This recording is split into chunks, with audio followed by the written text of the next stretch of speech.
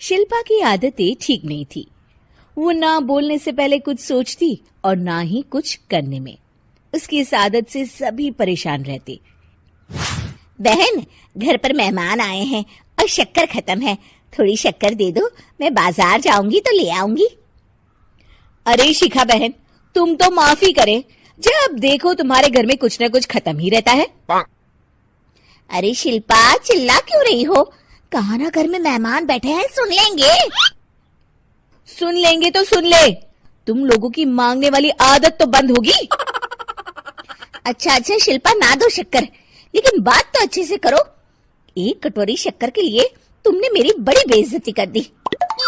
शिल्पा बड़बड़ाते अंदर चली जाती है तो शिखा भी घर चली जाती है। माँ, क्या हुआ? अरे कुछ नहीं बेटा, पता नहीं कहां कहां से ऐसे पड़ोसी आ जाते हैं, जब देखो तब कुछ न कुछ मांगने के लिए घंटी बजाते हैं। अब घंटी बजे तो दरवाजा ना खोलना। पता नहीं माँ की ये आदत कैसे बदलेगी, किसी को कुछ भी बोल देती है, बोलने से पहले सोचती भी नहीं। शिल्पा की ये आदत दिन ब दिन बढ़ती ही जा रही थी। एक दिन शिल्पा के दरवाजे सब्जी वाला आया। सुनो भैया, मुझे ये भिंडी, टिंडे, लौकी और आलू के साथ 1 किलो प्याज दे दो। जी बहन जी। वो एक एक कर सारा सामान पैक कर देता है। कितने पैसे दूं? 220 रुपए पूरे। अरे इतना महंगा नहीं। हाँ, मैं तो सिर्फ 150 दूंगी।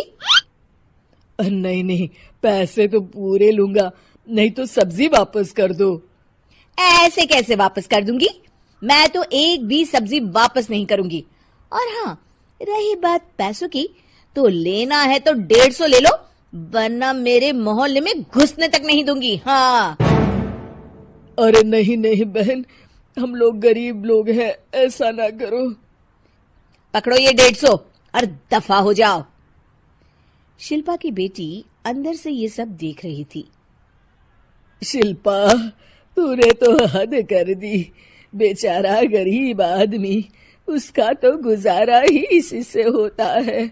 बोलने से पहले सोचा कर बेटा। माँ, आप चुप रहो, घर चलाना बच्चों का खेल नहीं। और वैसे भी इतनी महंगी सब्जी थोड़ी ना होती है। आपको तो सिर्फ खाने से मतलब है, लेकिन मुझे तो सब सोचना पड़ता है ना। शिल्पा की सास ये बात सुनकर दुखी हो जाती हैं। शिल्पा की बेटी शिल्पा की ये सारी बातें सुन रही होती है।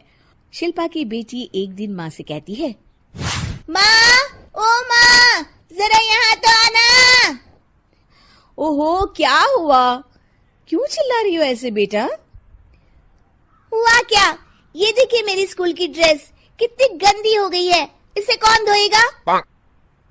लेकिन ये तो साफ है बेटा, मैंने अपने हाथ से खुद साफ किया है। माँ, ये ड्रेस इतनी गंदी है कि मैं इसे पहन ही नहीं सकती। चलो, मुझे बाजार से नई दिलाओ। शिल्पा दुखी हो जाती है और वहां से चली जाती है कि तभी सामने उसकी सास मिल जाती है। शिल्पा, अरे ओ शिल्पा, ये क्या सब्जी बनाई है? ऐसे भी कोई सब्जी बनाता है? शिल्पा सास की इस हरकत से सख्ते में आ जाती है। अरे माँ को तो मैं जो बना दूं उन्हें वो पसंद आ जाता था, फिर आज वो ऐसा व्यवहार क्यों कर रही हैं?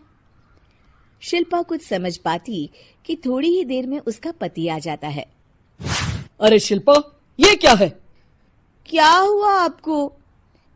ये मेरी अलमारी पूरी अस्त व्यस्त है, तुमसे कोई काम नहीं होता है। सारा दिन पता नहीं क्या करती रहती हो। अरे मैंने तो सारी अलमारी साफ रखी है। इसे तुम साफ कहती हो? ये तो पूरा कूड़ादान लग रही है। शिल्पा परेशान हो जाती है और समझ नहीं पाती है कि उसके साथ क्या हो रहा है। शिल्पा अकेले कमरे में जाती है और जोर जोर से रोने लगती है। तभी वहां उसका पति, सास और बेटी आ जाते हैं। शिल्पा उन लोगों को देखकर और जोर जोर से रोने लगती है।